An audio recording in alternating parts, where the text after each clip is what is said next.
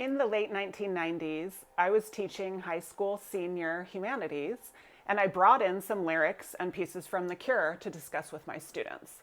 We were reading Albert Camus' The Stranger, a classic French existentialist novel, and I brought in the song Killing an Arab by The Cure so that we could talk about the parallels and make a theory.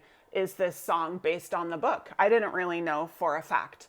Now, side note, Killing an Arab had been banned from the radio where I lived in the Bay Area during the Gulf War, which was a little bit before this.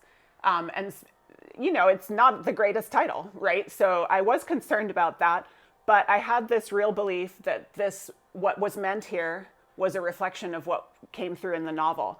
So guess what? Now, as you know, I'm reading Goth by Lol Tolhurst, one of the original three imaginary boys. And he confirms it. The three of them in high school English class as well read The Stranger and were inspired by it.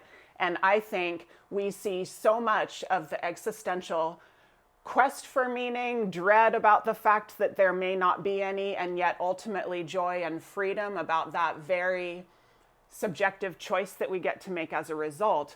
That comes through in so much dark wave music. So let's look today at that connection between these philosophical ideas about our existence and the way dark wave and goth music have really brought these ideas forward, especially for those of us listeners who are willing to consider these ideas and be honest about our existence. And possibly, you know, there maybe is not a clear purpose or set of guidelines that matters, right? And yet we find joy to live in that freedom. So we will look at 4 song excerpts today: The Passenger, Siouxsie and the Banshees, Disorder by Joy Division, Killing an Arab by The Cure, and then also 10:15 Saturday Night, which I discovered in this book is also based or was inspired by that book, The Stranger. At the end of the video, I'll play a little bit from one of these songs. I honestly haven't decided which one yet. But first, I'd like to open by sharing another quote that I remember sharing with my high school students about existential thought, which was Jose Ortega y Gasset, I think, I didn't look this up, but I think that was right, who said, typically for a creature, a being, a plant, an animal, essence comes before existence.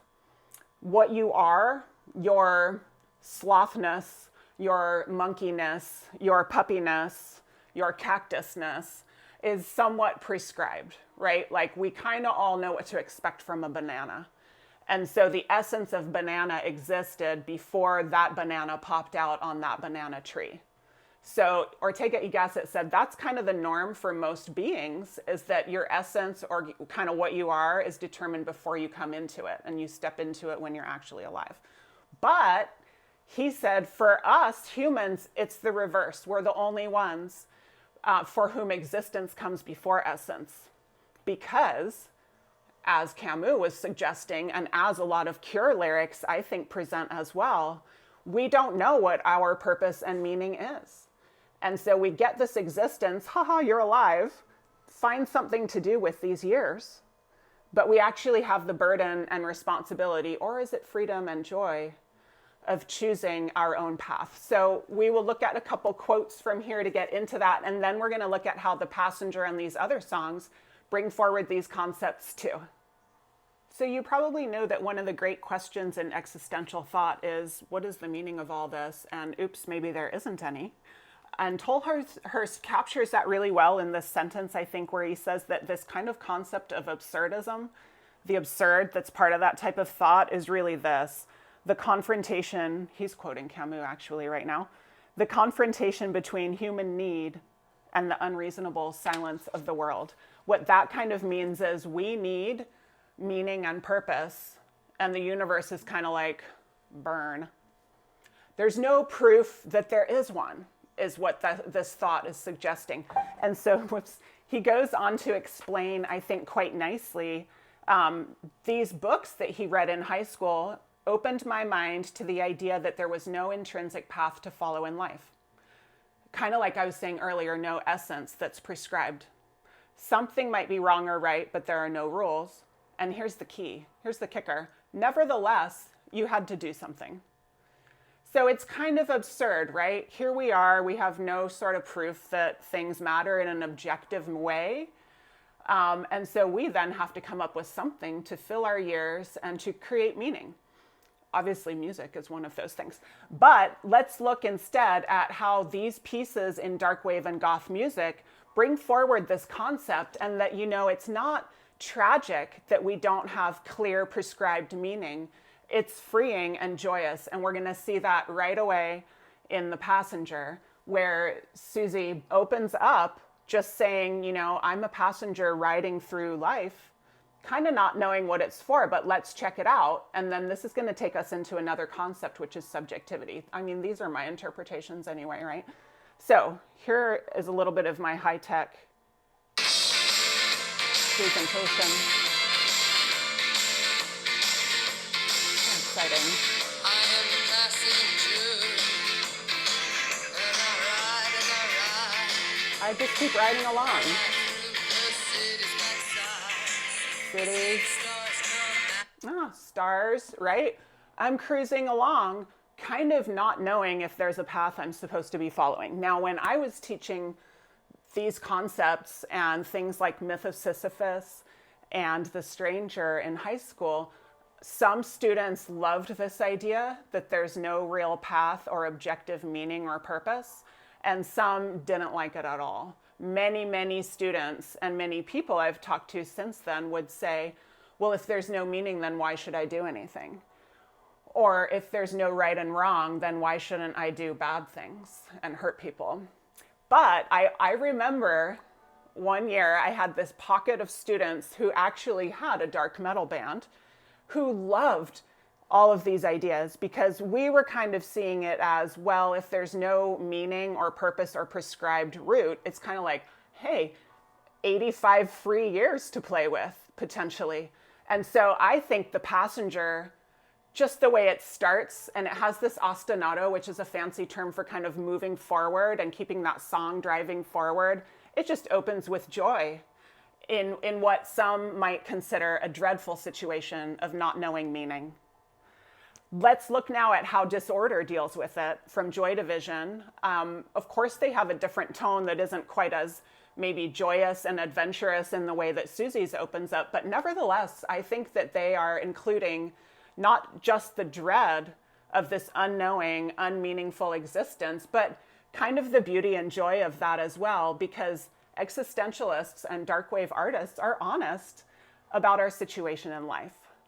Ian Curtis opens in Disorder with a similar concept, not being a passenger, but considering, is there a guide to show me what this is all for?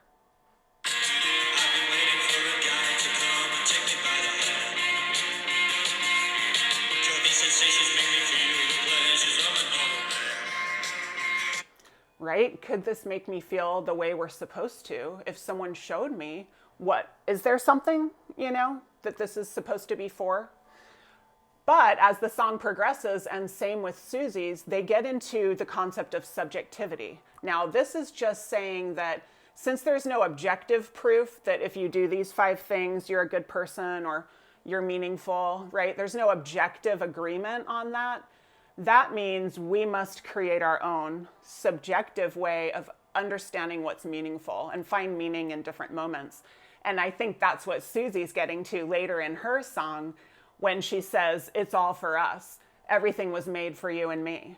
And it's actually, we're out there having an adventure in this kind of vast sort of no man's land. I'm kind of merging the different lyrics here. And let's do something cool with it.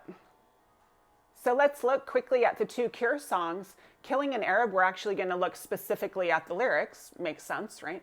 Which are about the book and show the plot, but have some really philosophical concepts in there too.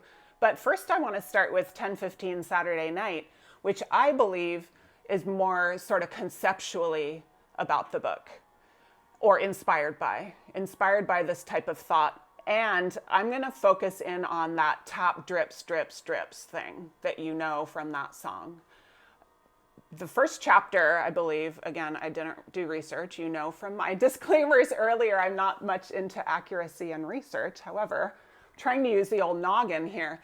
And in the first chapter, or the second, of The Stranger, Marceau, the protagonist, is in the bathroom at work and the paper towels have run out. And it's this whole thing about details of how the paper towels work. Super mundane. And I think that's what we're getting from this tap dripping. The absurd mundaneness of the silly little things we do for our human survival, even as we quest for meaning, with things that kind of don't seem that meaningful, like dripping taps and paper towels. So we'll just hear the beginning, and I think it's not only the words, but the way they just kind of lay it out there, like, oh, all we're getting is a drip here. We don't even know the purpose of this situation. 10:15 on a Saturday night, and the tap drips under the strip light, and I'm sitting in the kitchen sink, It's in there. Here it is. and the tap drips, drip, drip, drip, drip, drip, drip, drip, drip, drip, drip. I will consider integrating music in a smoother way, but I like just doing the low tech for the moment. Right? I'm just sitting here by the sink and the tap is dripping, not claiming to be this super profound thing. And yet it's conveying this profound thought that maybe there is no profound thought. Maybe there are no profound, meaningful things. So let's make something joyous and free of our lives. Now let's look a little more darkly even still, though, at Killing an Arab, which that phrase is just from the plot of the book. But I think there's an even more important part of that song that conveys the philosophical thought that members of The Cure were so inspired by in their high school English class.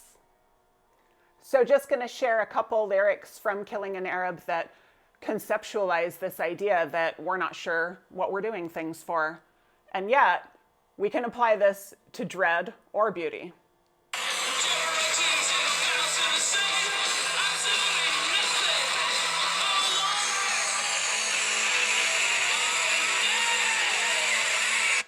Right? Am I alive? Am I dead? Who am I living for? What am I for? What am I all about? And whatever I choose, it's still kind of like, yeah, okay, that was some random human. That was some dust at one point, right? So to wrap it all up, and then I will leave you with something that I'm going to play. Dread and beauty. Why did I put that on the thumbnail? I think dark wave and goth music help us look at the dread of existence, of like, yeah, I'm just kind of here and it's hard to tell what I should do.